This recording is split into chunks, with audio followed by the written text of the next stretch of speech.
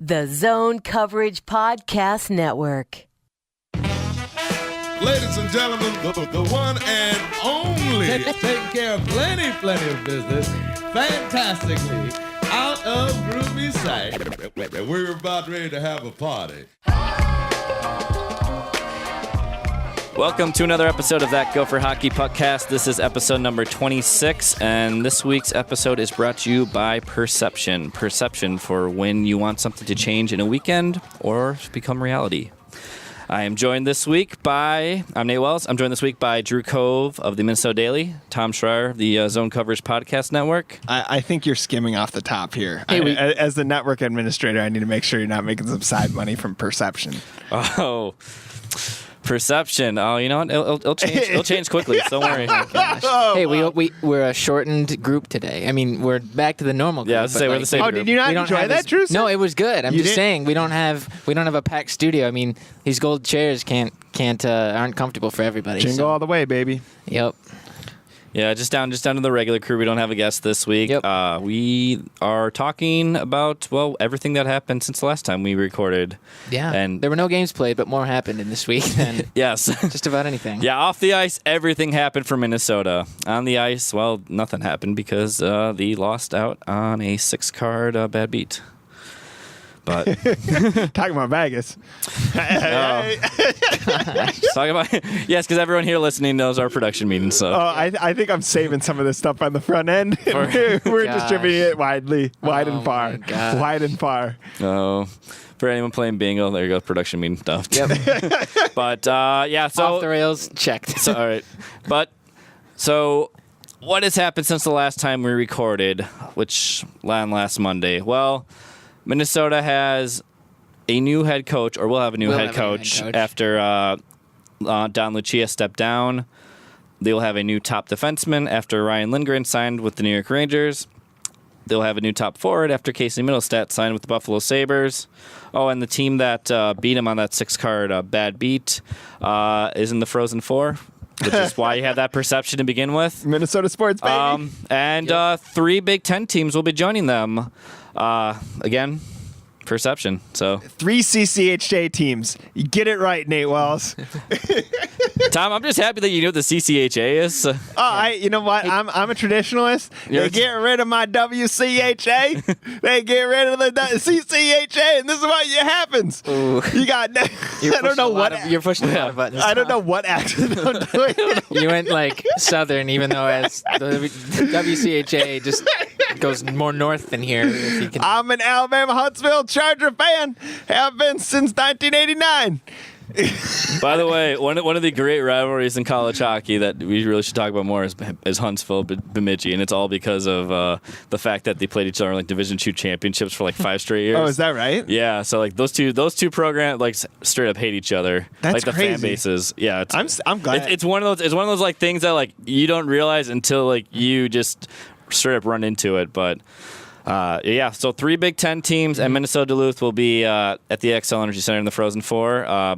Minnesota will be watching. Maybe not. Maybe I don't know if they want. I don't know how much they'd want to watch. Oh yeah, Minnesota. I mean, how much of a team is there left to watch in that point in terms of roster size? Early departures and 6 seniors gone. Active roster. It's a lot less than it was a week ago. It is. Drew, where do you want to begin with this? Just so much to talk about. Let's talk about the seniors first. Let's talk about the seniors. The seniors who went away that not a lot of people might not have heard about. Steve Johnson was the first to drop. He signed with the Ontario Reign, the LA Kings AHL affiliate. And he's an LA Kings draft pick. Yep, he was. I believe Jack Glover went next. I'm pretty sure he went next. He went to the ECHL affiliate. He went at the very least. Yeah, affiliate of the Winnipeg Jets, whom he was a draft pick of. Do we know where that is? I'm just curious now. Jacksonville? Really? Yes. Nice. That's where I remember. Duval. Yes. Where the other guys go? Bristed went to Sweden. He went back home to Sweden. Went back to Sweden. Mike Smatula, that's the one. Yes. Yeah. He signed with an ECHL team with.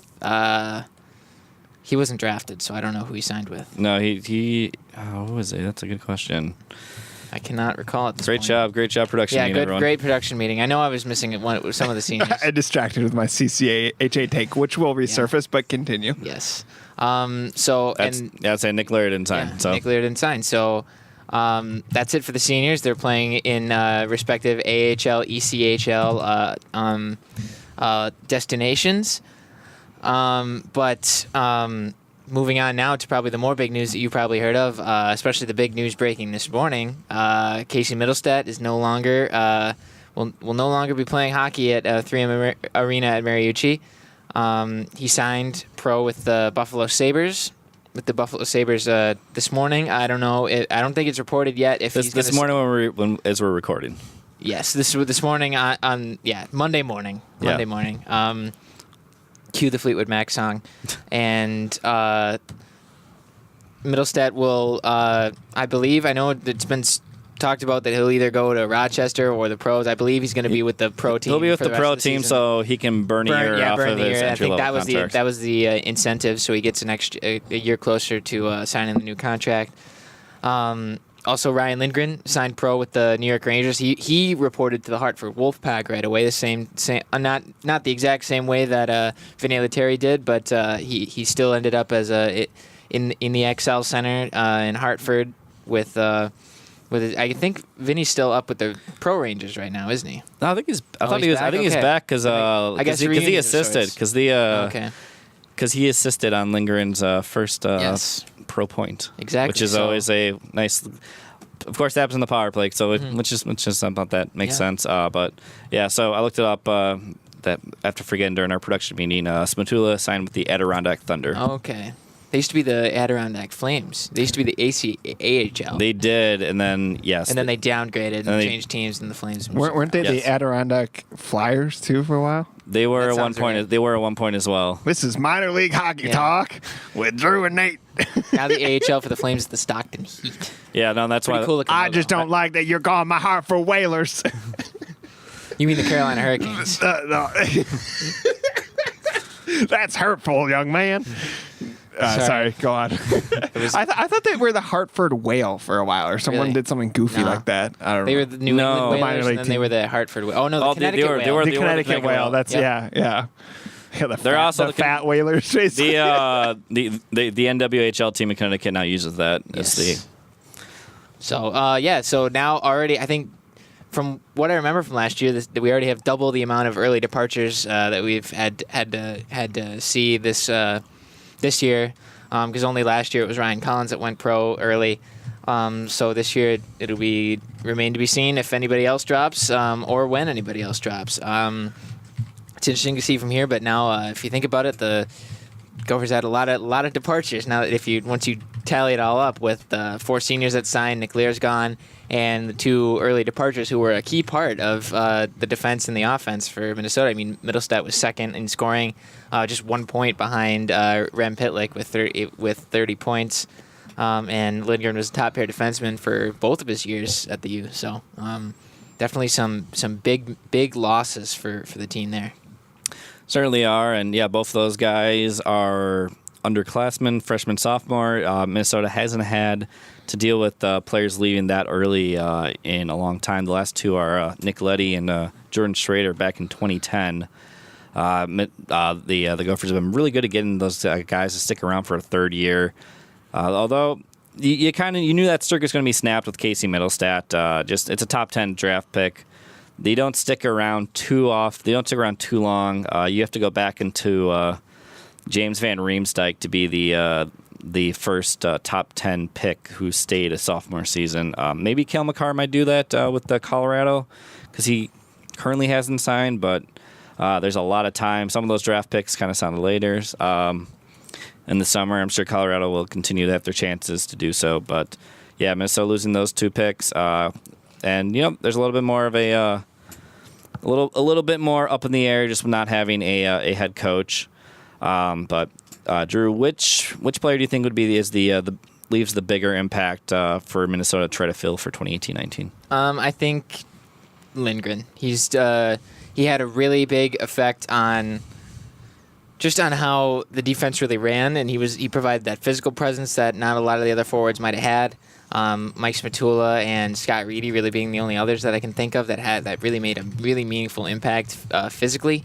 So I think Lindgren's departure, just that defense, especially with those two seniors gone. I mean, the most senior guy on that on the core is Ryan Zulsdorf, and I think now that if you're the incoming coaching staff, you're thankful that he got regular minutes as a freshman, because now he's not coming in as just a one-year experienced player, because that's what the freshmen that were this year are going to be sophomores next year.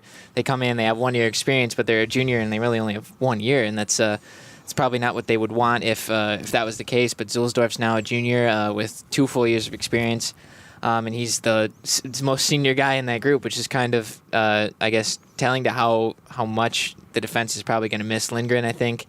Especially with those two solid guys and Glover and Johnson gone now, it's going to be Lindgren's absence. I think it's going to be felt pretty hard, especially on the back end. But goalies are going to have to make up for it. But we'll see where it goes, and that's why I didn't say that besides Middlestat, because you still have. I mean, the team still has those offensive guys that really put up a lot of numbers in the past, and they can still.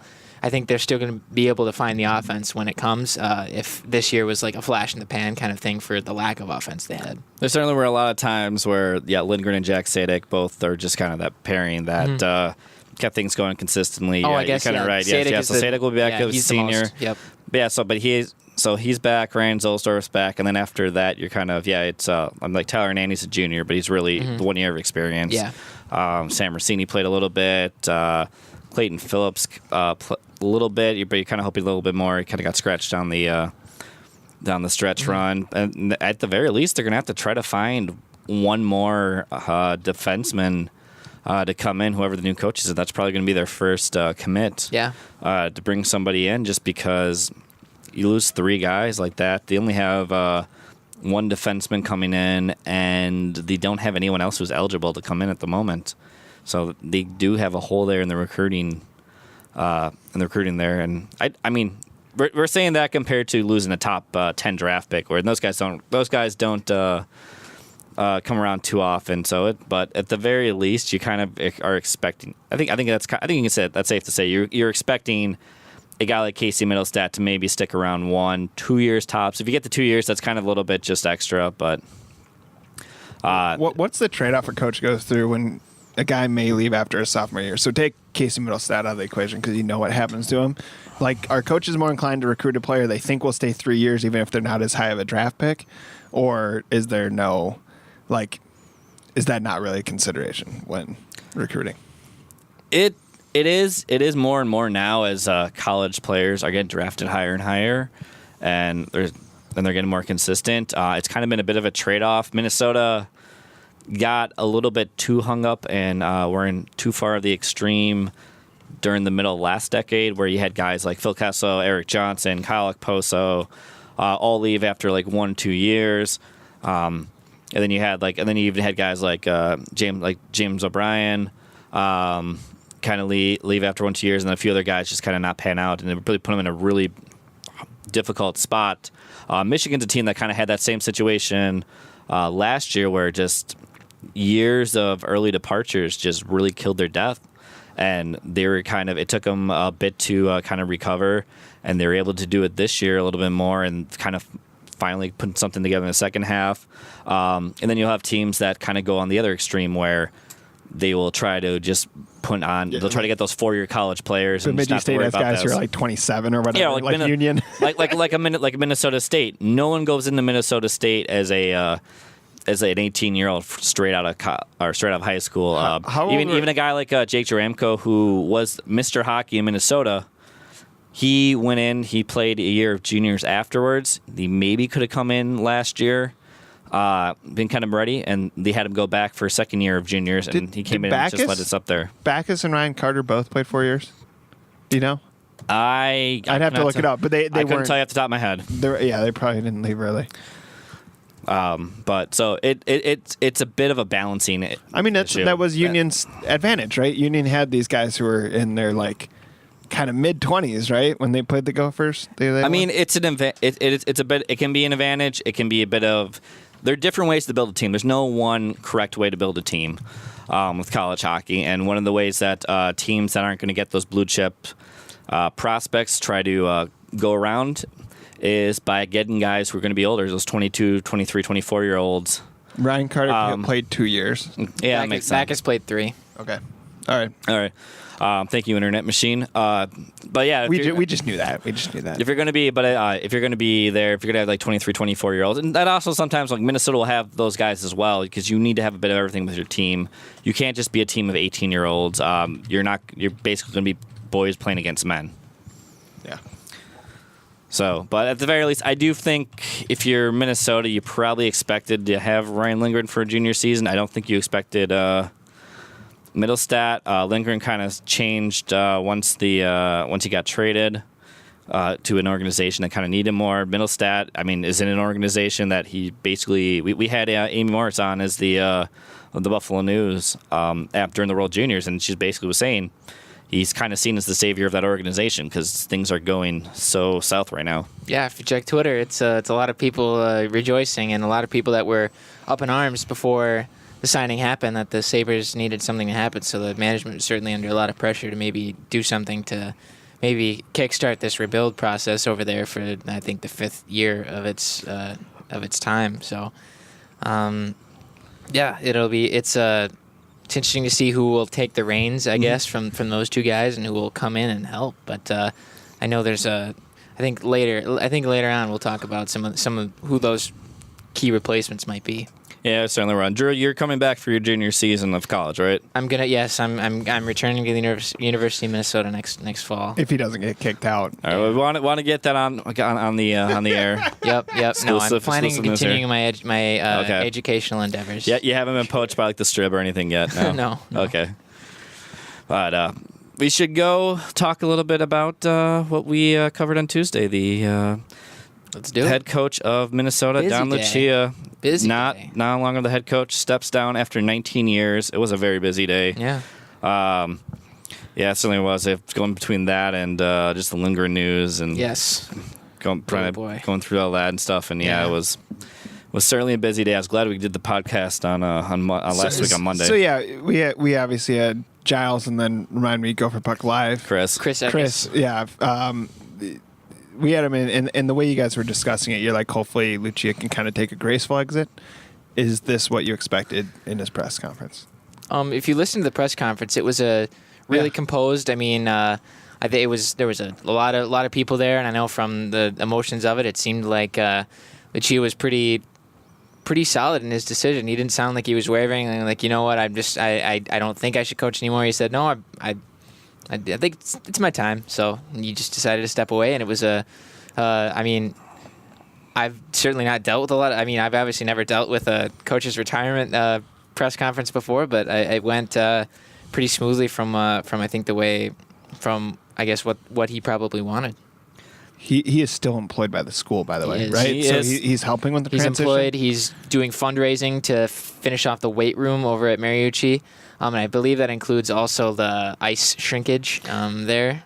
It's down the list. The big thing right now is The weight to room. just get the weight room in Mariucci. so he's gonna- And they're for sure going to NHL size. Not No. NHL, the hybrid with What? rather than 200 by 100 like they have now. Yeah. I mean, they're Tom, gonna if you go to 200 by 92 and NHL is 87, awesome. right? Okay. No, 85. 85. Tom, if you have like an extra like few $1 million that so you can dig into the concrete and everything and redo it, I'm sure the university will take it. I feel like at a time when the attendance is not great, it's not the best time to like reduce the ice ties, but I suppose it's not going to No, happen. right away it's also one of those things they have to like redo part of it anyways. The refrigeration the stuff's getting refrigeration old. because Are you guys bummed about it, or do you think it's better for the product as a whole and just kind of the players who might go to the NHL? I honestly it couldn't matter either way for me. It doesn't matter. Yeah, it doesn't really matter. I mean, they built it for the trend of the day when it was like, okay, college hockey is looking like it's going to be the Olympic, I guess the Olympic minor leagues, to where, okay, these kids are going to get ready to play and then they're going to play in the Olympics, and that's the way they would play. So I mean, that's why some of the That's why in like around that time, I mean, St. Cloud, Minnesota, both 89, between 89 and 93. That's St. Cloud is Anchorage is. Yep. It's basically a lot of these rinks between about 80, probably about 88 and 98 are St. all. Cloud's is still? Yeah. Even with the renovation? Yes. That's wild. Tom. yeah. I should know. I know. this. Where else did I go? But we tend not to be so. No, not that. But you ask this every week. Oh, really? Oh my gosh. Oops. I think I asked once 4 weeks ago. Candles. We'll have candles verify. Candles can verify. Candles will verify. Yeah, so there's isn't really any difference. I mean, it'll probably just help them be used to not having to practice over at Ritter as much anymore to do for the difference, I guess, in the style that they don't play too different of a style, but I mean, just the way you play on a narrower rink is different than on a wider. So Yeah, I mean, and they do it now. It's back when they were in the WCHA, there were a lot more Olympic-sized sheets because Colorado College was. Mankato was, but they reduced theirs. they're a hybrid, right? They're down to 85. Okay. There's a couple other ones, but yeah, with the Big Ten, it's only Minnesota and Wisconsin, which is like 98, so it's like basically Olympic. All right. So, but no, I don't think it's you know what you recruit. If you're recruiting to your eye size, that's something else. But I mean, they have a lot of speedy, skilled guys. They're gonna have them come in anyways, regardless of the size of the rink. Exactly. But yeah, no, going back to Lucia, I wasn't. I would hate to say that. Like I would hate to say that it was a surprising news thing because we spoke about this last week. Yeah. None of us really were surprised, and it kind of just felt like this year, like he kind of knew. That it was that for him it was his last year. Yep. You kind of got the feeling. 2 months. He said 2 months ago he was thinking. Yeah. This might. Just the way just kind of like the year has gone. Just just during like availabilities because like he'd be a guy that like this year more than anything like he would just come in like 5 minutes early and just talk and like that's not usually what he does. I think we remarked on that early in the season. We said, wow, this just seems more. Conversational beyond the press, the scrum there. So yeah, it was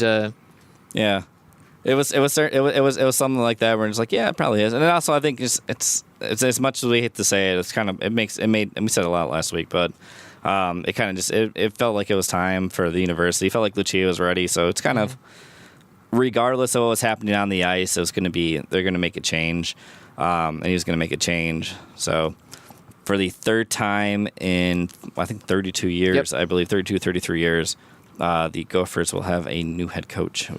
5 head coaches since 1972, and one of them was Mike Gensel when he coached 2 games in 96, I believe, in an interim basis. Future Gophers coach Mike Gensel. He very well past could be. Gophers coach.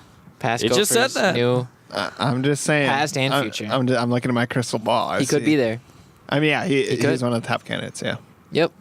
I just like how the candidates are essentially people are like, okay, who's been around Minnesota? Who do we know? Yeah. Like it's not even like who'd be a good fit. It almost radiates out. Like, it is just names that people have heard of. Who would be before. the most different? Who would create the most radical change of the likely candidates? Well, the thing is also like with the one of the things why they're going to have a new head coach is connections with the university. So I mean, in a way, it's hard to say that like anybody who would be a radical be somebody if you put like someone like Lucia who is a Minnesotan but not a Gopher alum and has had a lot of success away from or has a lot of success in college hockey. That would be, I mean, but at the same time, he coached for 19 years. He won 2 national championships. He won a whole lot of banners. And he still had a certain segment of the fan base and the alumni who just never kind of. But he's there. now from Minnesota. By the way, also I liked how like I feel like being like the former head coach of the University of Minnesota is like being like a backup quarterback because like you are the moment you are the former head coach, everyone is very, very nice and says very nice things about Lucia. And I'm going to be honest, just going through my Twitter mentions throughout an entire season, like I was like, where are you people been all year? Well, I mean, Twitter brings out the worst in humanity. Oh, that's not even that's not even Twitter. Although I won't say this because talking to Gopher fans throughout the year, so like it was people be one camp to the other. There are a lot of people, not on Twitter and also it's would say great things about Lucia too. Yeah, it's also fair for someone to say, "Hey, I think he had a good run. I like what he did. It's time for a change." I think that's completely fair too. That's what happened. I mean, at most other levels, I mean, coaches don't last 20 years. Coaches don't last. No, Red NHL Barons notoriously chews through coaches. Yeah. I mean, college is a place where you can Red Berenson can stick around. I mean, look at this point. Rico Blasi is a coach in Miami who I think has basically had about 5 losing seasons in his last 6 years, and he's still the most tenured coach in college hockey, I believe, right now. Right now, is he? Ooh. That's a good question. Who the most tenured coach is right now? 99, We've had a lot. 2000. No, yeah, that's a good question. Who it is now? Because so many coaches in the last few years have either retired or stepped down. Yeah. Because just thinking of the last few years, you have Jack Parker. Jerry York. Jerry York has to be more. Oh yeah, you're right. I BC. forgot. Jerry York. But Jack Parker, Red Berenson, Mike Eves. If you're going to go back even a few years more, did you George see Jack Parker and Red Berenson at the game sitting I next to each other? love that Red Berenson is wearing what I assume is the Red Berenson official outfit of suit, credential, hat. And I bet you he was wearing some running shoes. Yeah, too. I saw him wearing some running shoes, and he can probably walk on the ice better than I can skate at age 76 or whatever. Yeah, Jerry York's been at Boston College since '94, but he's been coaching He's been a head coach in college hockey since '72. So that's literally Minnesota's had 5 coaches in the same time. I'm looking at Rand Pecknold too, the Quinnipiac. Yeah, he was 94. He's been around. Okay. He's been around for Blasi's pretty up much there, though. Quinnipiac. That's And for then sure. Still Mike Schaefer. previous millennium. There's a handful that he's 95. This is what I mean though. There are very few coaching jobs that turn over. Be honest. This is an honesty minute. Frank Serratori, do you guys want him because he's so funny? This was a Gilesism, by the way. I'm going to give Giles credit for this. He said this on the podcast. I know Nate would probably say that the quotes would be good, but I've heard some. I guess he is the brute. By the way, since '97, right? Has been at Air Force. He's been there. He used to be the Denver coach. Frank Serratori, do you want him here because he's going to be Bruce Boudreau-esque in his commentary? Dude, that's an insult to Frank Serratori. No one beats Frank Serratori. He's gonna, okay. Bob Daniels, 92. You guys are avoiding the Fair question. State. This is what the people want to know. Yeah, we were way around. No, I had that on the question. We got that. I was going to say I got the question that I was going to say for later. We'll talk Frank Serratori. All right. This is a teaser. We'll answer later. Yeah, I want to say that for a mailbag. Is that a Candles question? It's not a Candles question. Damn it. Rick Gotkin. Rick Gotkin and Merciers. Yeah. He's pushing. 1998. 1988. Yeah, he's pushing 30 years there. Yeah. Yeah. Dude has been there longer than I've been alive. 88's when my parents graduated high school. It used to be the 80. As I say, Rick Red at AIC finally retired last year, but he was there for about 35. Okay. Or both him and Berenson were forever. Longest in Minnesota is Scott St. Yep, John. and he just 2000. passed Mike Surdich for the most games. Yeah. I remember seeing it the other day. But but no, I did enjoy that. I thought the press conference was very classy. It was very nice. Everyone kind of said the right things. Mark Crow didn't really say much. It was very much a nice thing for Lucia to have, and I'm sure kind of just I think history will be a little bit more kind to him than the last couple of years. Yeah, I mean, you think about it, I mean, you don't even have to think about it. You just have to look. Okay, he's won the most games as a coach in the Gophers' history. He's been the longest tenured. He's lasted pretty long. He's won a lot of. One more consecutive conference banners than any coach or team in college hockey history. So I mean, he definitely has a lot of credits to his name, and I think once time passes a little bit more, he's obviously one of the best coaches in Gophers history, especially considering they don't have a lot of them. That's true, and I was always kind of amazed just how few they have there. But yeah, now kind of attention turns a little bit to who the next coach is going to be, and I mean it's kind of a lot of people have different thoughts on who that coach should be. These Gopher AD Mark Coyle said that they're going to kind of take their time, go through all the candidates. A lot of people though will want to have their opinion heard. Like we mentioned a little bit before, all the names that come up are just your usual suspects of guys who have played for the Gophers or are from Minnesota or one way for that. But or one-time assistants here. I want two lists. What are you believe the fans' list of candidates, and what are your personal list of candidates? And you can make yours kind of unofficial if you don't have it. No. You're not gonna do it. Not gonna do it. I want that. Nope. Joseph, do it. I don't know. No. Damn it. Probably shouldn't. I'm here advocating for the list. All I know is that the name that that you see just around every corner is Bob Motzko's name. You just hear. But isn't he a just hear St. around Cloud every corner. State? Didn't he go to St. Cloud State? He's a St. Cloud State He went to alum. St. Cloud State. It's names people know. So the funny thing is, which I was going to say before you interrupted me, Tom. Sorry. But the funny thing that I was thinking was over, and I had a nice 4-hour drive back from Sioux Falls and a nice 4-hour drive out there for the weekend, was that it seems like the number one thing that Minnesota fans want right now is NCAA tournament success. The 6 conference tournament championships, the 6 regular season conference championships didn't mean much. Conference tournament victories didn't mean much. It all came down to what the weekend was. It didn't matter if you were a 1 seed and you didn't get far. It didn't matter if you made the Frozen Four. But it's winning that NCAA tournament title, which is a very difficult thing to do because there's, I don't know, maybe about a good 12, 15 programs who every year can kind of be in that same situation where maybe not every year, but at least like 1-2 times every 4 years can put themselves in contention. Then there's probably about 5 or 6 who can do it a little bit more regularly on that end. And the 3 names I was kind of thinking about, people who have shown a lot of success in that. And you have a guy like, I was saying, you mentioned Frank Serratori. I was like, a guy who can consistently put the Air Force into the NCAA tournament in a conference that only has 1 bid. But I just thought it was funny. I almost wanted That's your guy. Be honest. That's what you want here. No. But the funny thing was, so before the week, when we did the Wednesday, we did the giant list. I almost wanted to put him in ours, just the reaction so I could write. It was like, consistently gets teams in NCAA tournaments. Son played for the Gophers.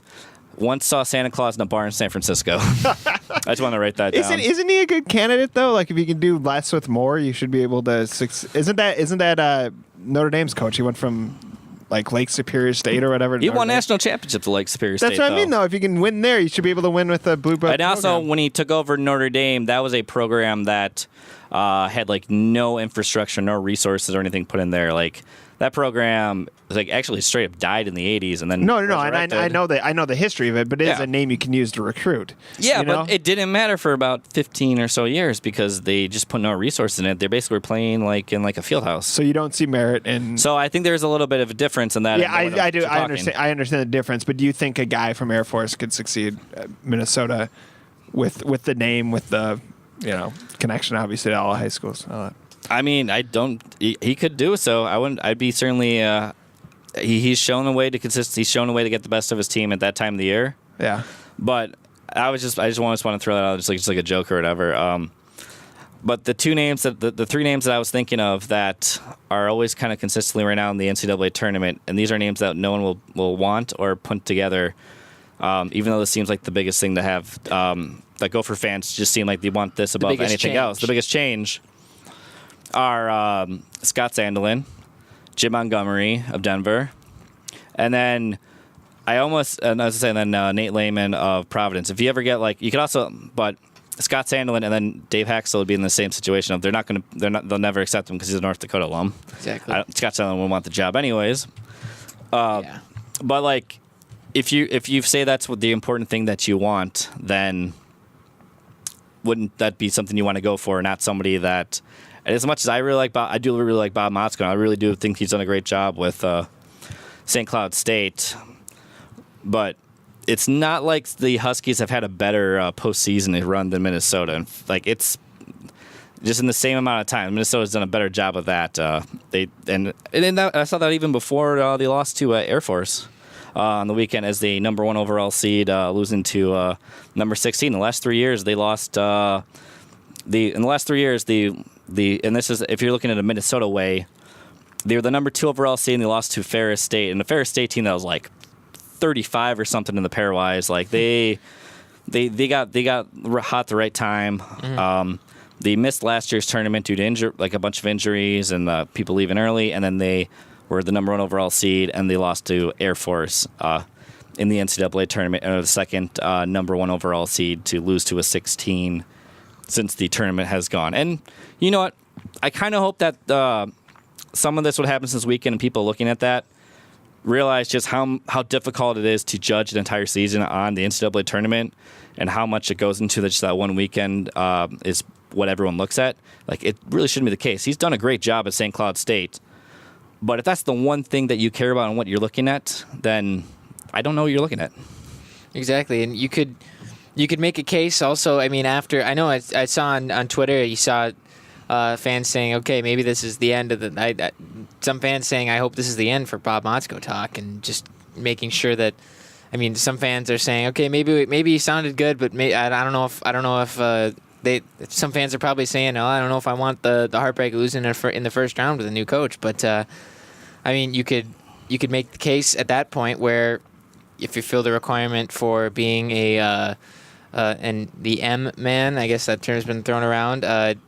Mike Gensel might be getting an even harder look than he might have been getting already, because he's definitely not.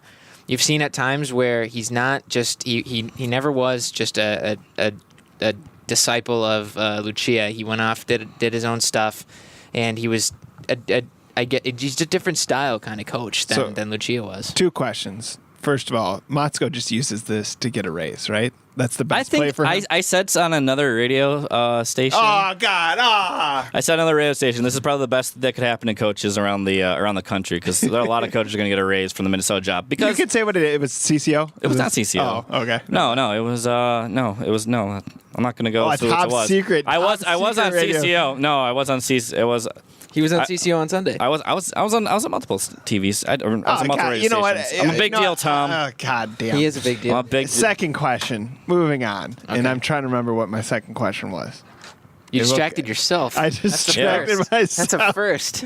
I will think of what was our other. Who was the guy you were talking about? Gensel. Mike Gensel. Yeah. So Giles pointed this out on Giles and the Goalie, our wild program here on the network. I have another thing to mention. Oh, okay. about Hold on a Giles second. So you're angry that I went on I did radio stations and I promote stuff, and then you're gonna go promote your own. Ooh. I'm a hypocrite. Yes. That was all I wanted you to say. So okay. In a span of Go about ahead. 30 seconds. Yeah. No, so I'm promoting my own network internally. All right. No, Giles and the Goalie, great program. He brought up the team has performed best when Mike Gensel was on the bench. Do you guys concur with that assessment? As in, like, literally their record was better. just when he's bad. when he's before with then the Gophers and without. Okay. The couple of years that he was not there during the one stint coincided with when Lucia was ill. But I don't know how much. This thing is, I don't know how much you put into it. I do think there is certainly. I think they were one of the things that helped them get back to where they needed to was when he came back. I mean, having But covered. I don't know. But at the same time, he's also been behind the bench the last couple of years. So if you're angry at how Minnesota's performed the last few years, I mean, he's there. Yeah, He's taken on a lot more responsibility in the last few years too. Having covered the team, do you feel like Lucia leaned on him at times? Like, do you Yes. think? Okay. Yes. And if Lucia got carte blanche to choose his successor, he would choose Mike Gensel 10 times out of 10. And you think he's different enough that an educated hockey fan would say, look, I get that he was part of the organization, but he has his own methods. I don't know about that. I also don't know if people would just be happy that they want him because he is a Minnesota alum. I don't know what that would say on either way about it. But what I would say is he's probably the he's probably the lone candidate who would get a serious look that isn't a head coach of a college team or is a pro. But the one thing with Minnesota, this Minnesota job, especially compared to some of the other ones that have come up and have been big names, is there's no one big candidate. You can't look at like Lucia stepping down and being like, hey, oh, this is the guy. This is the guy. You have Ray Berenson stepped down last year, and there was okay. So when's Mel Pearson going to go take the job? He's been the coach and waiting for 5-6 years, maybe even longer as an assistant. You had with Wisconsin, you're like Tony Granato is probably the option for there. Minnesota doesn't really have that pro coach that has the ties there. Todd Richards is a Gopher alum and has been an NHL head coach twice and is now currently assistant in Tampa, which is doing a great job. But he doesn't have that same kind of love in this town that Tony Granato does in Madison, and that's mostly because he was the Wild head coach. Yep. Isn't that funny? No, it's true. I was saying, I'm not saying that he would be a bad coach or anything of that there, but like you don't have that that same kind of thing going. And with BU, you had a guy like David Quinn who was a hot AHL assistant and had ties to the university. So they don't have that, but they have a lot of options. They have a lot of people who are kind of throwing their hand to the ring, would like a look at the job. What about Grant? How do you say his name? Grant Patolny? Patolny, yeah. At Patolny on Twitter. Yeah, Patolny. He follows me. That's Really? One of the. I just love those very simple. Hasn't his name's been thrown in the yes. ring, right? Oh, yeah. Yes, it has. And Yep. he did. He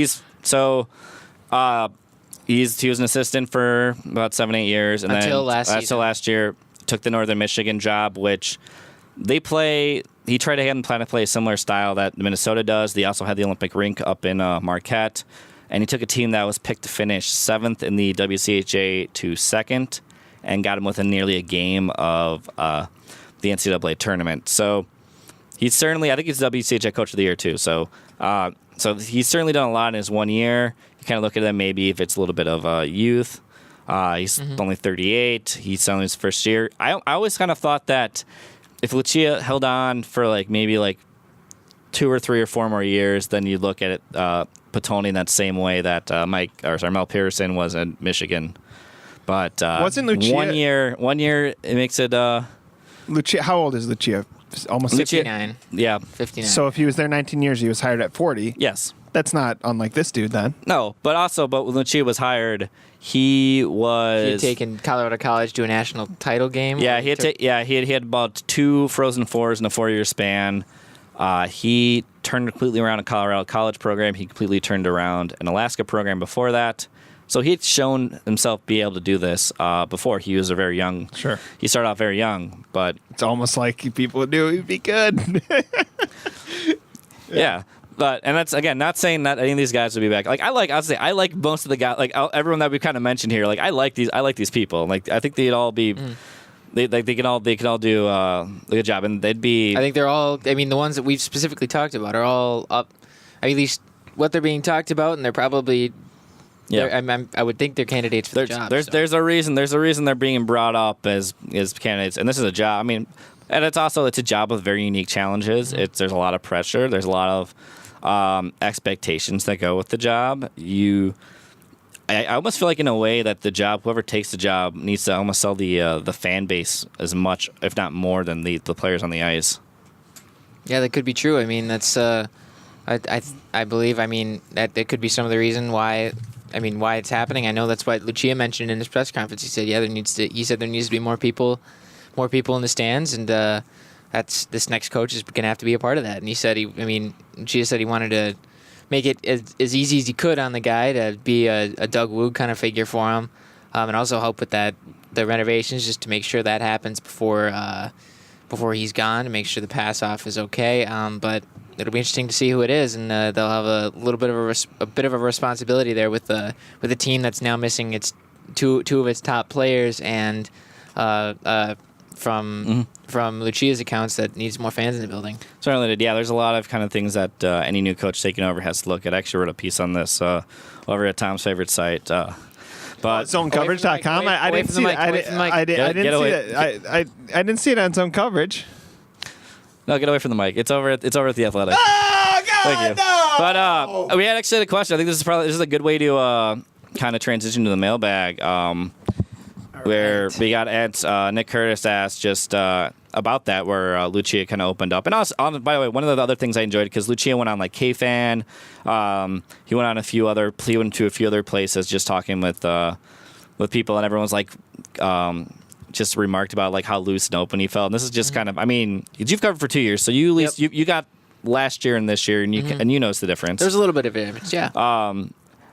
And just kind of noticed a bit of that difference, and just sort of and I was thinking to myself that, man, this is to be it would if he could have used this like the last few years or whatever, just to it would have helped. It would have helped like sell the program to sell himself a little bit more. But I mean, it's not style. So Yeah, it's hard to do sometimes. I would think as a coach to be that open when you know you've got a lot of stuff on your plate and you got a lot of obviously things to keep to yourself to make sure the team succeeds and everybody else doesn't figure out Don Lucia's success to coaching Minnesota. So. It is, yeah, that's true. And I mean, it's a tough job. You have to have very thick skin to take that. But no, so Nick asked, just kind of he opened up on those questions about recruiting and fan attendance being the most intriguing. And he kind of want to ask what our thoughts are and what he said and just the future of those topics.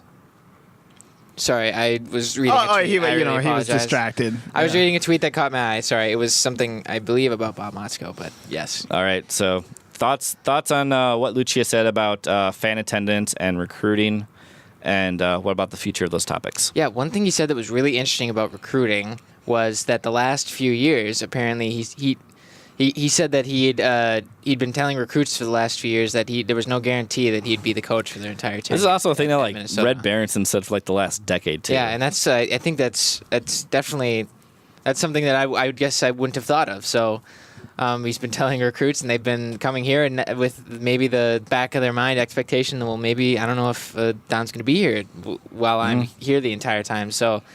I thought that was interesting. He talked about the attendance. He said he straight up said there needs to be more fans in the building. He said it needs to be more, and that the program has worked. I believe he said that there's ways the program has been like accelerating, making more family packs, getting youth teams into the rink, and you see that. What you guys are there all the time. What would you change in order to get fans in the building?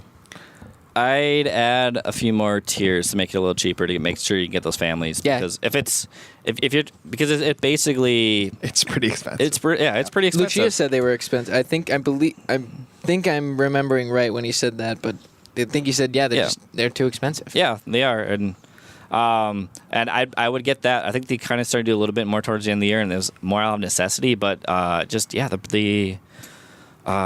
been tough. The other tough thing. The difficult thing is that until this year, they were basically selling the 10,000 ticket seats. They're selling all the tickets, but you still would have 2,000 to 2,500 different seats just go unused because you have corporations buy them, but they wouldn't go use. And that's a difficult thing because you can see it in the crowd, and you would see it like in the middle of where the expensive seats are that they wouldn't be going used. A lot of other things have kind of come up over the years where they made students have to buy football tickets to kind of bump those up. Right. For Norwood Teague did not do a great job. Yeah, that was there's a reason when like Lucia started his press conference and like thanked about everybody, and he went through the ADs. He skipped Norwood? He skipped Norwood. Yeah. Dean Hart, Terry Coyle. Yep. That's that is to his credit though that he's gone through that many ADs and not lost a job. Yeah. It is. Especially when EDs probably want to bring in their kind of guy. I mean, you saw it with a lot of circumstances around that, but with the Fleck hiring was Tracy Clays and the Jerry Kill era wasn't Mark Coyle's coach. So yeah, and it's very true. And then I think I was saying Patino kind of was Teague's guy there. Yep.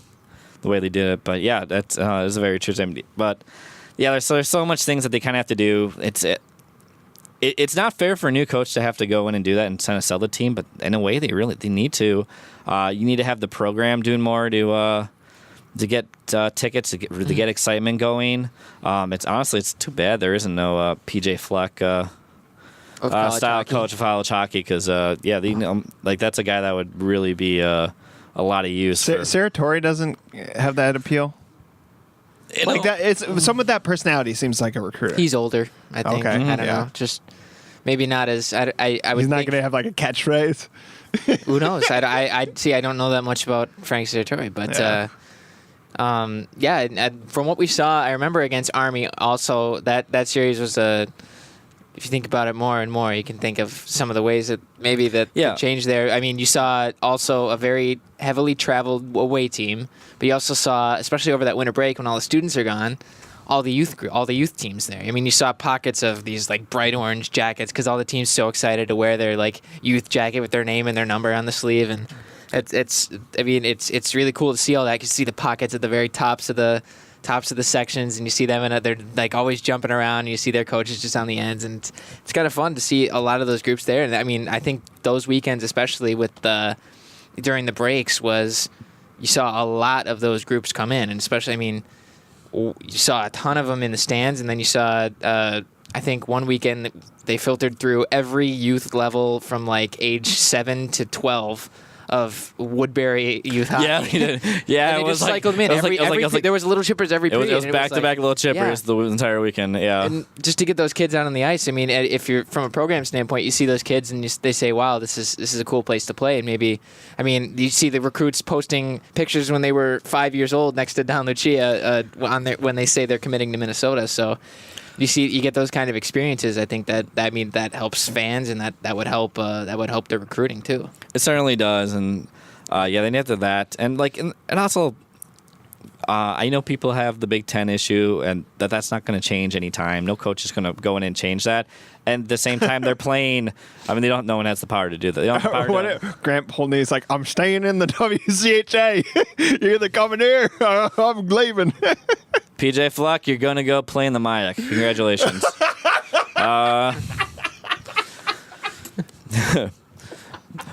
But no, they play. It's one of those things where you play those teams. You play those teams like North Dakota. North Dakota's coming back in 2 years. Duluth will be here next year in a home and home, and they play in home and homes like 4 of the next 5 years. I think they're going to play that 5th year as the Hall of Fame game or whatever.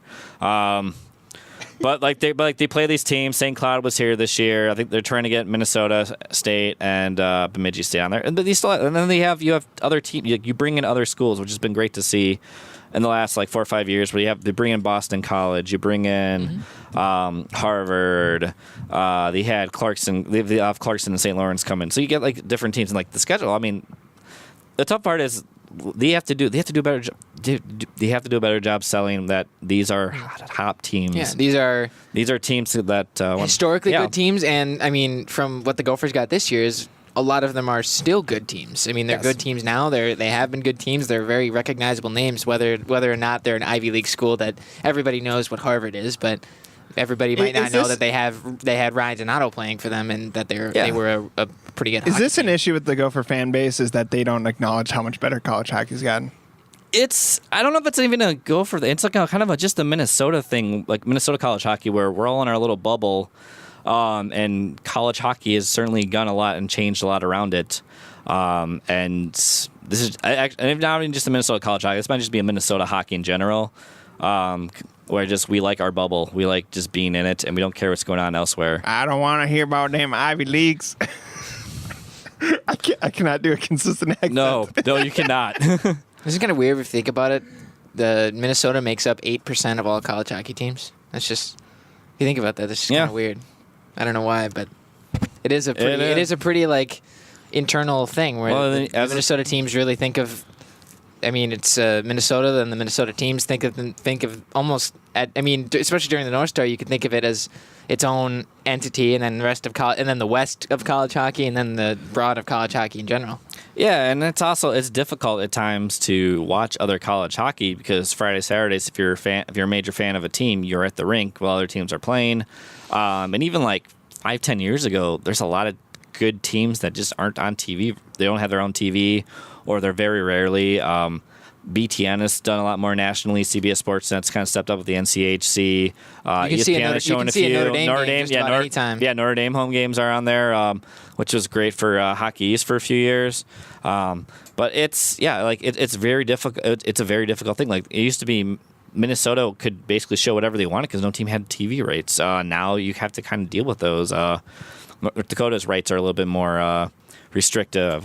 Duluth has their own stuff. So you either are going to play them all at home to show them on TV, which I'm sure that'll go over well with people, or you go on the road and you have to deal with things. Or also, but let's go on to another question. Right.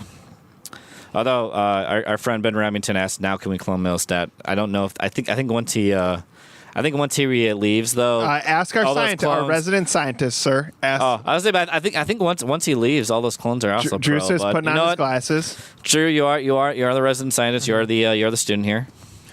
Can we clone him, sir? I believe the technology exists. Okay. Joseph, are you on this?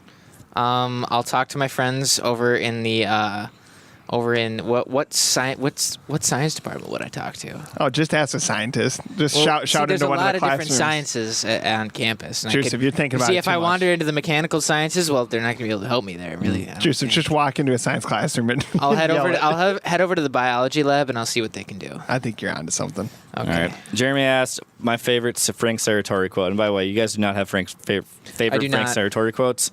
So Nate, I went down to Sioux Falls this past weekend to cover the West Regional. I covered for the Athletic. I was with Chad Graff, who We didn't also warn him. had also not really covered much or whatever for Frank Serratori.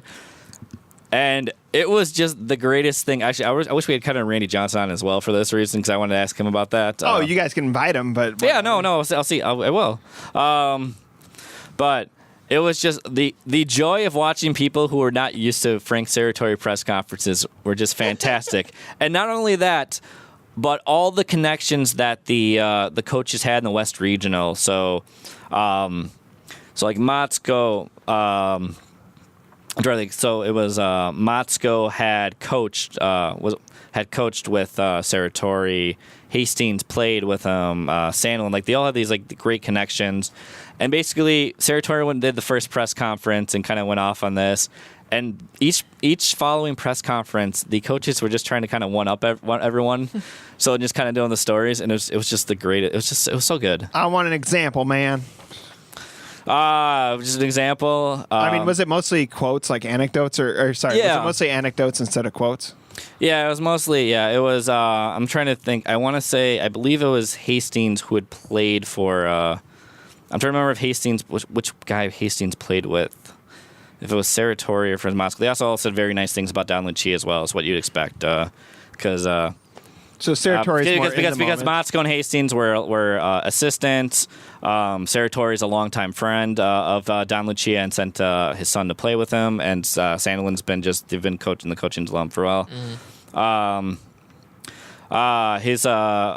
So Hastings played with Serratori, and he goes and he's asked about that, and he said, and Serratori's a guy who probably who certainly straight up swears a lot and is what it is. But he goes, Hastings goes, I told my dad when I came back, that's where I learned to swear from. Yeah, that's not good for Joseph. We got to keep. Him out of here. Keep it PG. So Frank Serratori is a guy. Is for those who do not know, like his press conferences will go on for he can talk. He can talk find them up on a YouTube? storm. Yeah, you can find him on YouTube. You can find him on YouTube. He at least once or twice a year he says something that kind of goes viral. His opening statement after, and I timed this after Saturday's game after the loss to Minnesota Duluth, went on for 4 minutes. It is a straight up page. I like how you brought. It is a straight up page. I did for this question. So the two quotes from the weekend, and I have a lot of good Frank Serratori quotes that I could use, but I was figured I'd go two from the weekend since that's what it was. And it was, he was talking about Don Lucia.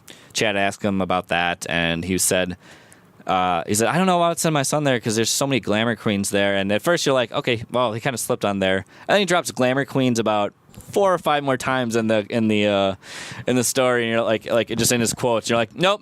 There's a reason he said that. It is funny though because the anecdote ended was basically that that Don was like, no, I want your son here for a reason. The way he plays, and Tom Serratori, the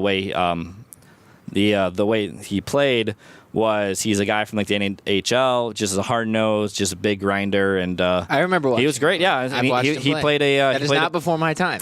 I'd say he played a big part in those 2013, 2014 teams, and it was exactly what they needed. But the ones that I also like are. So I got. By the way, just for people who are listening, this is a large. Very So large a transcript normal full of piece. So a normal thing of quotes is like a page and maybe a little bit on the back of a page. Maybe it's just the one. His opening statement is an entire page. I don't think they didn't even include all his final thoughts, and those were like another 2 minutes. Toss me. Give me a good quote. Meaty one.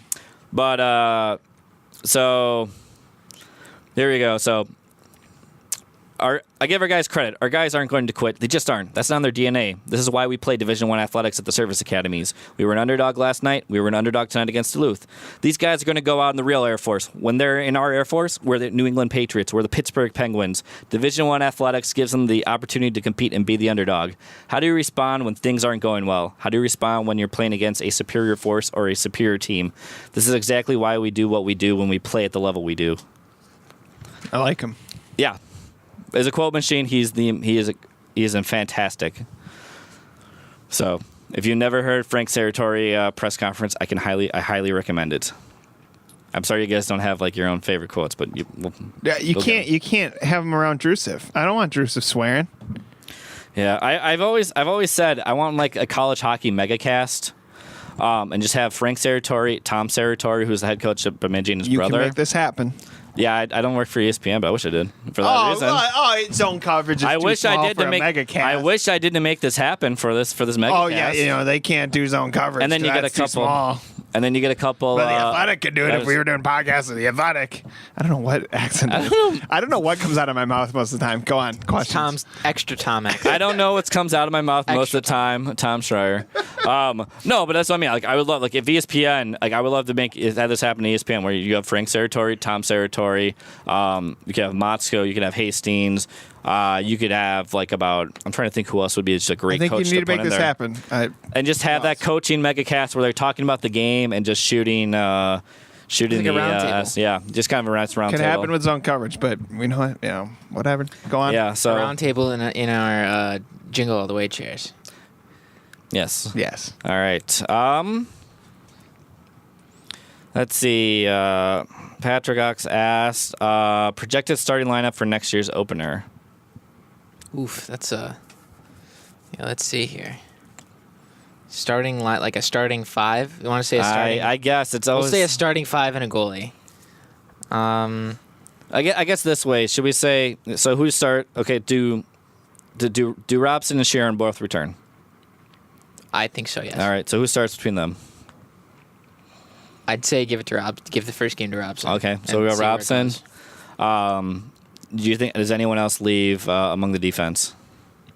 I don't think so, and I All don't right. know if they could afford another player leaving. They cannot. I don't think the Wild doesn't really need Sadek right now.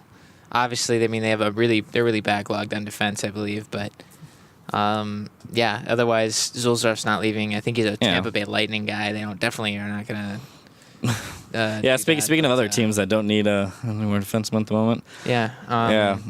So I don't know. I'd say the starting two. Then I'd say I'd think Ryan Zulsdorf and Jack Sadek are up there of the two most experienced guys. I don't know if they split those guys up, but those are the two most experienced guys that I think they might go with on the back end there. Yeah, that's the tough part is being like, here, what lines are going to actually work? Or because we don't know what the chemistry is. We're obviously not in the locker room. No, the chemistry. We don't know the coach putting together. We don't know who the coach is going to be. That it is. Yeah. So, and I guess forwards are a little bit more difficult because you kind of have a few guys who could still be early departure risk. Tommy Novak of Nashville, Brent Gates Jr. at Anaheim. They both are in that spot where. You don't want to have them go. They're third round picks, so you don't really want to have them go be seniors. If Tyler Sheehy is undrafted free agent, takes one team there. Even throw him Rem Pitlick there. It's got you throw that in together and just all the not having a coach, just not having a coach, just is an ultimate wild card right now. Exactly. And you would think of some of those. I think of any of those four guys, they could be the opening day top line player. Sheehy, if he returns, he's going to be captain. And you see a guy like Tommy Novak, who he's played with a lot in the past, who could be the center on that line. And he's obviously the most experienced center on the team. And you can see where that goes. I mean, but you could throw Gates in at the wing. You could throw Pitlick in at the wing. Just a few of those guys that are I mean, up there, not up there. I mean, you could throw McManus in there. You could throw, I mean, anybody on the wing pretty much. The Gophers are, from an offensive standpoint, you could see any of those guys emerge before the season starts, or based on what we've seen so far this year, I think it'd be any of those, possibly any of those 4 guys that might be at risk to depart. All right. Yeah, that works. Next question's from last week's guest, Giles Farrell, and he says, will Drew have a rebuttal to my jersey bracket? I do. I have it here. I have his pulled up. So I'm going to focus more on the Frozen Four aspect of it. Notre Dame didn't make it to the Frozen Four in his bracket for jerseys. Just to be clear, this is a bracket about jerseys. This is not an actual bracket. I know some people got Giles doesn't determine which teams go to the Frozen Four. I know. I'm just saying, if anybody skips scrubs around and finds it, it's good. Yes. I know people were confused about that when he posted the picture to Twitter, but I would put Notre Dame's jerseys ahead of Clarkson. I think out of all of them, I don't know. I think Michigan could have gotten out of the first round, but they didn't on his bracket. He had Northeastern winning that matchup of jerseys. I think Michigan could have been in the Final Four, in the Frozen Four. But Cornell is definitely a classic sweater, very old school, doesn't change. And then moving up more towards the other regionals, Denver is a good choice. That's what I chose. I think I chose Denver as my eventual winner. That's why Giles had UMD over Denver. I think Denver would have won that to get to the national championship game of sweaters. And I think Denver would have won it all, either if against Notre Dame or Michigan or Cornell. I still think Denver's they're unique enough to where they're unique enough to where you can't pinpoint an NHL sweater that looks exactly like it, and the colors are unique, and the logo, it doesn't look like anything else that could be. I mean, obviously, you could make the same case for UMD because their logo doesn't look like an NHL logo. Their jerseys don't look like an NHL jersey. I would just say that the Denver also has the classic college hockey look with like an arched name in it, and I think that's one thing that sells it. And what I was judging them on last week was just the primary white home sweater to be basic, straight up, like here's the strength of probably their most just not thought about jersey, I guess, as much because it's just the one that they wear all the time. It's the classic kind of one. So especially in that case, I'd put Denver over UMD, and I probably, if it was Denver over Michigan, Notre Dame, or Cornell, I think Denver still would have. Giles liked Clarkson's jerseys. He did. Yeah, he put them to the Frozen Four, but Cornell beat them, which is very. I mean, in that terms, Cornell. I think Cornell is rightfully beating. So the Clarkson. ECAC did a much better job in the jersey bracket than the actual NCAA tournament. A lot of them are classic teams. They are. I think Giles was under the influence if he put Clarkson's jerseys. So Clarkson's bad. they're just a little busy. They have the color. I mean, they have the it's colors a weird going. color scheme. I know it's green and yellow. It's kind of like North Stars-esque. Yeah, it's Yeah, North but it's Stars, not- it's not Edina. presented Did you the say same the other way. day that Edina? I like Edina. I'm saying it's not presented in the same way that the North Stars are. Yeah, they do have a lot of shoulder yokes It's and a kind of little lines, sketchy. a lot of that kind of thing. No piping though, thank goodness. No If piping. like Clarkson, Vermont, Northern Michigan, and Alaska Anchorage ever wanted to get together for a tournament because they're all like the 4 green and gold teams. You never know. Man, that would be like the best like tournament for just Denver, jerseys. Minnesota, and Duluth, and Boston College. and Boston College. There you go. Throw those all together. I'm sure there's maybe like been closer regional. Although I do like Michigan won a regional that was basically 3 like red and white teams, and I guess Northeastern's a little bit is like has black thrown in there too. But If you do, I mean, even this was a real matchup. Cornell versus Old BU would have been. those are the same jerseys. Literally the same jersey with a different name on it. Yeah. Those are just the jerseys like you pick up at like the old like skate shop and just like press it on. Yeah. The Red Wings template. And then just Exactly. throw the name Yeah. on it. There you go. Yeah, those are the ones. Of course, we have to answer some stuff from John Candles. It's Yep. It's our Twitter Classic. our Twitter I question. hope MVP. if Giles is listening, I got to say I hope that Matt meets his rebuttal it expectations. exceeded those standards. Wow, that's a Yes. good word, Tom. Yes. Thank you. Go All on. right. What does Candles got John? for us? John has one that I probably would have asked anyways, and it's what is the biggest challenge facing the new coach of the Gophers? I'd say a week ago I might have had a different answer. Now I would say filling that top talent. Obviously, they have a recruiting class of guys like Sammy Walker that everybody saw at the the high school tournament. They have a Blake McLaughlin who went to USHL. Those two guys are going to come in and probably make an impact. I mean, similar to, I think, the way that Reedy came in and made an impact this year. McManus, not to, the same extent, but especially near the end of the season, the way he was playing. I think filling the void of Middlestat and Lindgren is going to be a tough task, and that's going to be something they're going to have to figure out. I mean, that's something they're going to have to do. Not just they're not going to be able to pick and choose the best free agent defenseman on the market that doesn't exist for college hockey. They're not going to be able to do that. So it's going to take a lot of coaching and a lot of strategy, savviness to make the lineup work without the top defenseman. The second best defenseman last year, the best defenseman this year, and one of the most standout forwards the Gophers have seen in a while. I mean, specifically just skill-wise. Yeah, certainly. Yeah, just on the ice, you certainly have a few things to answer. I think, and it's one of the reasons I love it, just perception. I think you have to do something to change the perception of Gopher hockey in this town, and that might be something on the ice, that might be something off the ice, but it's a tough job for anyone to do, and that's going to be something that anyone has to do. Just seeing the stuff that's come on the last week from fans, from just national. From like national writers, from writers in this town, and just I don't know. It just if not everyone's on the same page. I don't think it matters who ends up. I don't think there's one coach that comes in that someone will not be happy about. There'll be people who will be happy about. Except for Frank Serratori, he makes everyone happy. Well, the people who won't be happy about Frank Serratori, the media will be very happy about from that. But they have to do something. Like you have to do something on that end, and you can do it on. It's certainly something that can be done on the ice, but also just to kind of get Minnesota into. I don't think you can solve some of the issues that Minnesota has by going back to 1990s solutions. They need to have 21st century ones. Bring back WCHA. And that's going to be, and that for me, I think that's the biggest challenge facing the new coach. John also asked, would any recruits change because Lucia's gone now? I'm told no right now.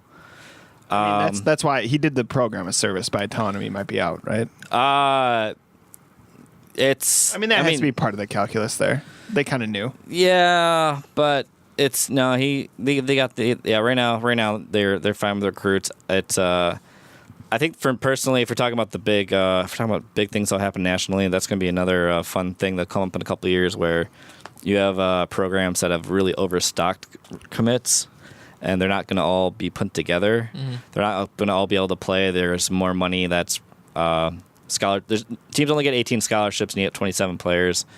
There's certainly more money that's divvied up there that will not be able to happen. And this isn't a Minnesota thing. This is kind of other teams. But I think for right now, Minnesota's fine just in that end. But I kind of think something to kind of keep an eye on if you want to look at the next national issue that will probably be coming up. Yeah, I'd probably say the same thing. And I'm obviously not in the locker room, that kind of thing. I don't really know what, how early departures could happen and what happens on that front. Obviously, we're no complete all-knowing authority there, at least when it comes to that. I can't forget this. Our good friend Pat Micheletti asks if Brad Frost is a candidate for the men's coaching position. I haven't heard his name, but also I don't know if he'd want to.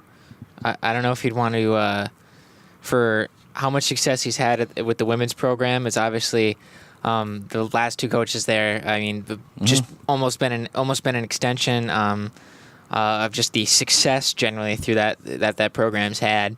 I think Frost has 4 national championships. Laura Halderston had 2, and it's just the way the program is going. I don't know if it's at least for his timing. I don't know if he'd want to leave, given that it's just he's got such a foothold in the women's college hockey landscape as one of the best coaches in the game, and I don't know I don't know how that transition would be, but also I don't know. It's just I'd have to talk to him to gauge that, but I mean, there'd probably be pros and cons to both of that from both sides. I do hope that people do give him credit that he certainly deserves for the program, and especially as just the women's college hockey gets better and better with each year. There's more and more people. I mean, it's kind of same thing on the men's side.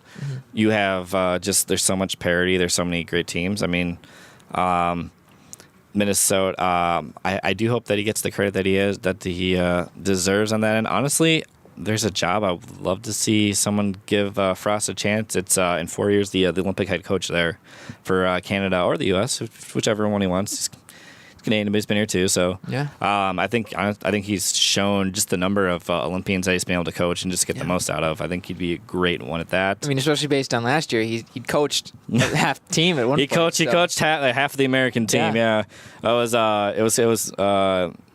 So he was there for the Frozen Four, and he was just sitting there with the because the four of the Olympians came back to do the puck drop for both of them. It was Kelly Panic, Cameron Easy, Brandt, and Lee Steckline, and just in there just talking like it's just like nothing had changed. It's like, oh, yeah, this is what happens when you coach people. That it's like this is just what happens when you're coaching now. Yeah. But yeah, no, I think you do a good job of that. Let's see, John. I wanted to get this one probably as the last one. He asked what our. Oh, actually, no. I'll go one more. I'll save John's for the last. Okay. But I guess just how much for you for just with the weekend? How much does your perception change for the Frozen Four? What are you excited about for the Frozen Four? But like for a team like Minnesota Duluth, who, if they how much does this change your perception of Minnesota's Duluth season?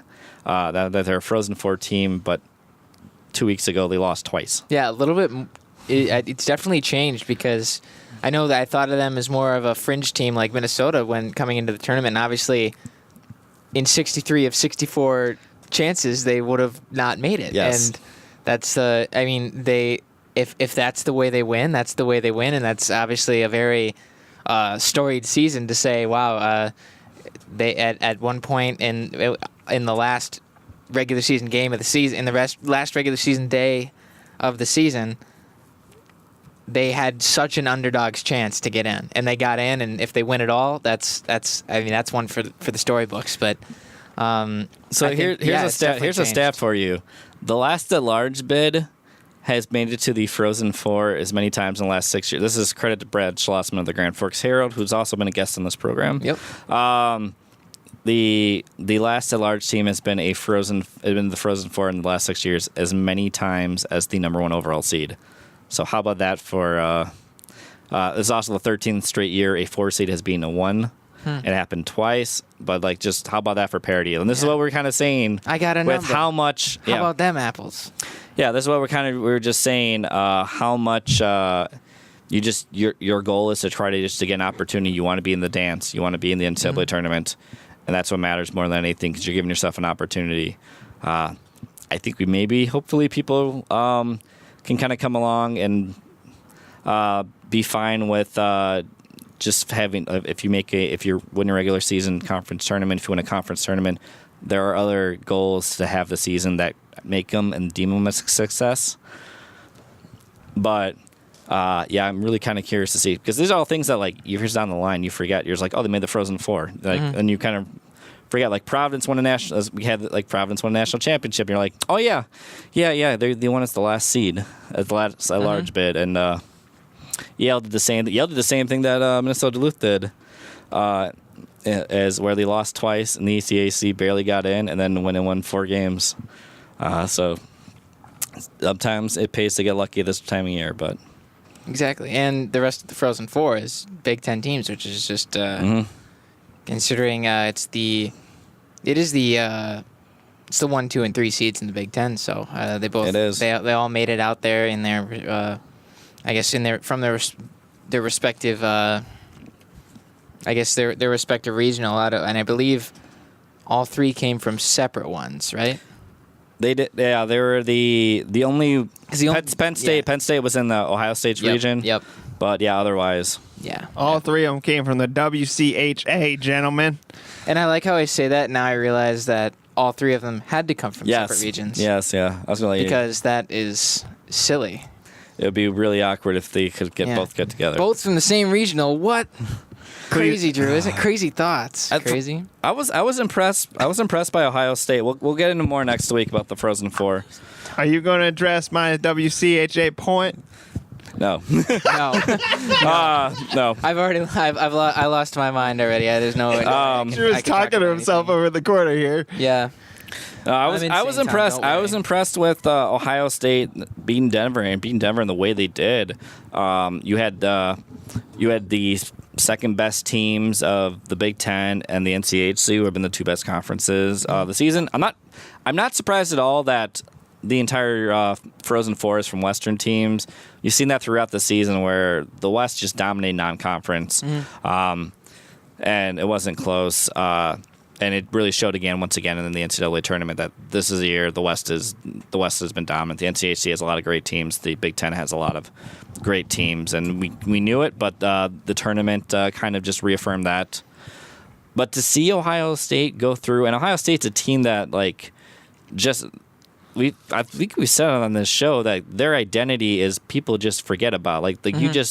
They're good, but you just kind of just leave them alone. Yep. And to do it against the national champions and a team that a lot of people would have picked to repeat,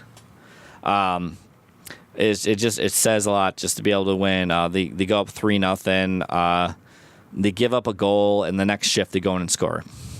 Exactly. I mean, especially to show from Ohio State is, I think watching the Big Ten standings all year, you knew that Notre Dame and Ohio State were solid, very consistent teams. Then Michigan comes in at the end, and second half of the season they're beating just about everybody. They're beating Minnesota when in probably the weirdest games of the seasons for the Gophers.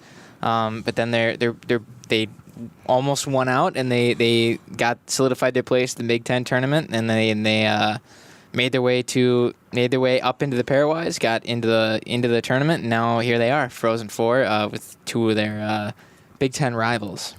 Yeah, it certainly is. But yeah, so last question, and this is a John Candles one. I figure it's a good one to end on. All right. What is our favorite moment from this year of Gopher hockey? Oof. Tom, you have like 3 of them, so what is yours? I was going to bring up the WCHA thing just to make you angry. Oh my gosh, John. It's weird, though. In a year that they nearly made the tournament, had, a 98.4% chance? You guys really can't think of anything out the time. The problem is they left with that impression of losing 4 straight to Penn State. I think that was kind of shocking. And frankly, we know the Big Ten's good, so I think that probably should factor into. I think it was because it was unexpected that they lost all 4 of those games, and I think now that I think about it, the most I guess unexpected thing, especially the way they played most of the first half, is beating 2 different number 1 teams in overtime, which was kind of weird, and seeing Robson play out of his mind. Middlestad get the goal against Notre Dame, and then Romanko's goal against St. Cloud, which was kind of a pretty big redemption game after the first game where they didn't really play too well to the loss, the first one against St. Cloud. But those comebacks were impressive, and I think they made people think that, wow, this if this team could get in, they could do some damage when the time was right. But I guess we were never able to see that. But those moments stick out to me as ones that I definitely remember. At least writing stories about it, which was writing a story there was good. What's your favorite story that you wrote? They're all just so good, you know. Yeah.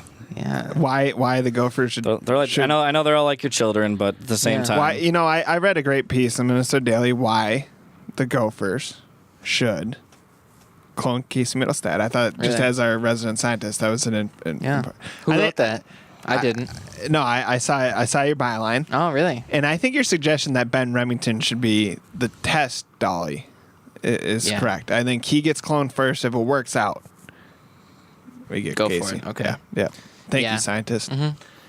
Yeah, but I think my favorite. I don't know. I enjoyed putting together the stuff for the day that Lucia stepped down. I thought that was.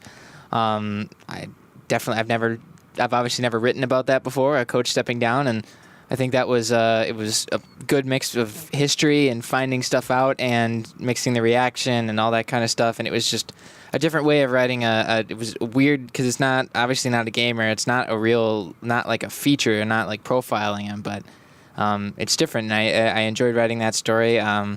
Also, I think the overtime, the Gophers' overtime win over not Ohio State, Notre Dame. That one was because it was scoreless. It wasn't a ton of copy by the game end, and then I just at that point.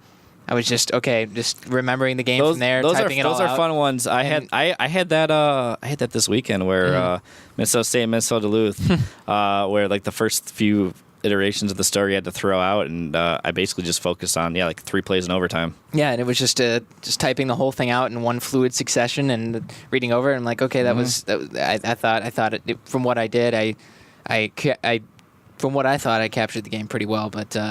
Yeah, those are 2 moments that stand out for me, at least this season. Obviously the most recent one, but I think that's definitely something I haven't written a lot about before. So, Nate, what do you think? What was your moment, and what was probably your favorite writing moment of the season? My moment, I think my favorite moment would just be I went out to New York and I got to meet just a lot of Gopher fans and talk to them. And I was able to do that just throughout the year, whether it was here or just on other road trips. And I really just enjoy doing that. I like talking to people. We're all big fans of college hockey. We all kind of come to it from different ways, and to me that's always great. Whether it's fans or coaches or players, or whatever. Like I like being able to pick people's brains. I like just getting to know that. That's why you're a writer, right? That's why you're a reporter. More importantly, my 2 favorite stories I did this year. One was at the beginning of the year when I went up to Grand Forks and wrote about just the Minnesota-North Dakota rivalry and the first iteration of that in 5 years up at the Ralph. I got to write about it was a nice 1,600 word story. I kind of just went in and kind of just what the weekend entailed, what it means to Minnesota, what it means to North Dakota. And I really liked that. I was happy with how that came out. The other one was I did a story on Taylor Williamson of the Minnesota women's hockey team, and just everything that she went through over the last year, where at the end of the year she underwent she had a cyst in her brain and underwent surgery for that, and then in a different thing she ended up having a neuromuscular disorder. And having to kind of figure out and be able to get back on the ice and figure out the medication for that. And she was out for 3 months. And just everything to come back for that. So I was really happy with how that came out. That was a tough one to write and put together. But I know a lot of people are really happy with that one. And then just kind of see everyone, I just see that story, how it came together. So I was really good with that. Yeah, for sure. Yeah. So... Drew, where can everybody find you on the Twitters? Find me at Cove Drew on Twitter. Find me at mndaily.com. Search my name. Search if you know the headline, type that in.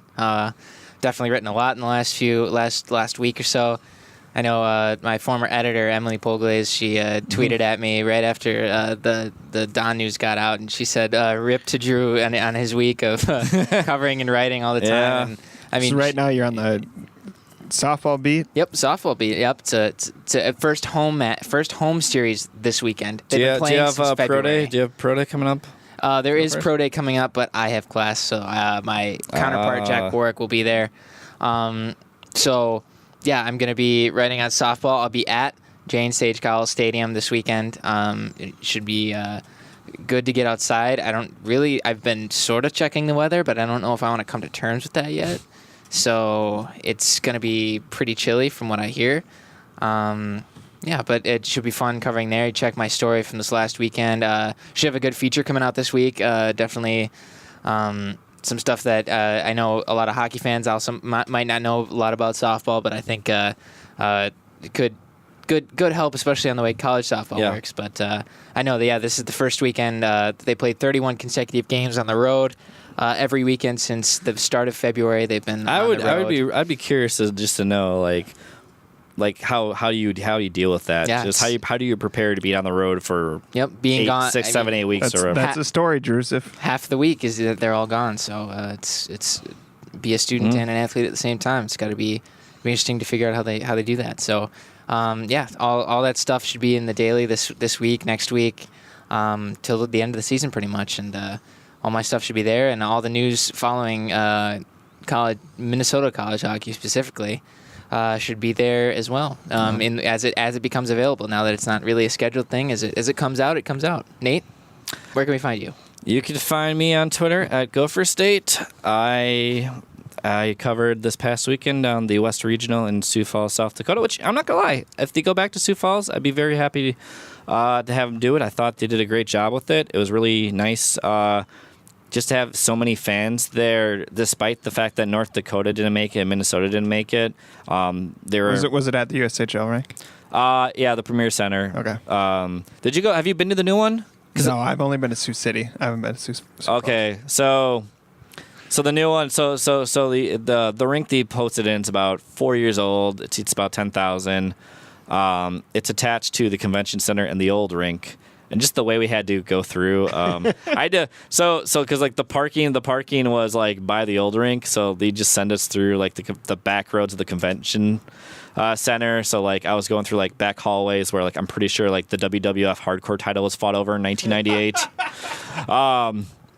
But like so like the rink itself was really nice. Having the fans down there, it made for a good weekend. It's tough to get good sites out west, and I feel like Sioux Falls and Fargo have kind of maybe put themselves into there, which is great because I don't think the X works too well for the regional. It's too big for regional, and there's not too many smaller rinks that aren't just college hockey ones. I'd like to see maybe like Minnesota State or the WCHA or somebody tries Des Moines, or like if maybe it's Omaha or something. Like I'd love to see that be an option too.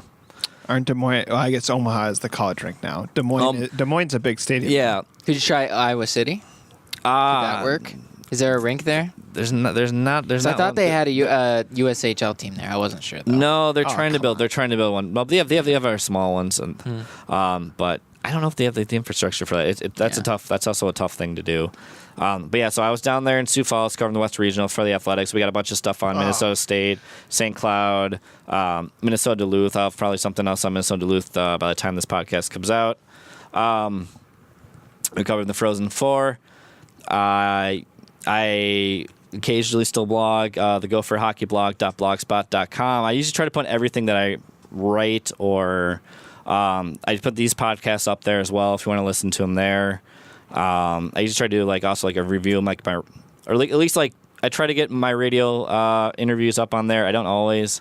At this point, I'm probably gonna have to like just like put like a running list of them because I've had a lot in the last few days. Oh God! Oh man! Why you don't like Nate's success? Yeah, you don't. When I like Nate's success. when the team you cover has a major news.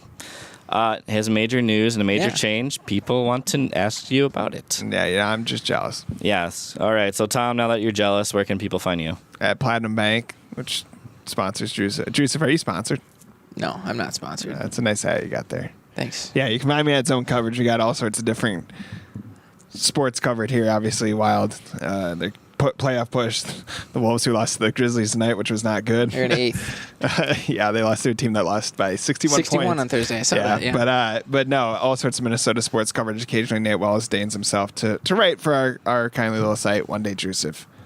Once you're 21, we'll allow you to. I got to pass that threshold. Come to Tin Whiskers for Giles and the goalie. It'll be a good time. They were tweeting about basketball tonight. Yeah, Wells. That's how big a deal it is. Wells says he's coming because he's being cool. I don't have any other hockey stuff to cover on Saturday. You said it's Saturday. I might be. See, I might be working. I might be at Minnesota versus Illinois at Cowell Stadium. They could have stayed one more week on the road. I would have still needed to watch the games, Tom. Yeah. God. All right. Anyways, let's wrap this up. All right. For Tom, for Drew, I am Nate. This has been another episode of that Gopher Hockey Puckcast. We'll be back next week to talk the Frozen Four in St. Paul. And until then, we'll see you at the rink. Wow, introduction of the ugly duckling. We're here to blister Mr. Microphone.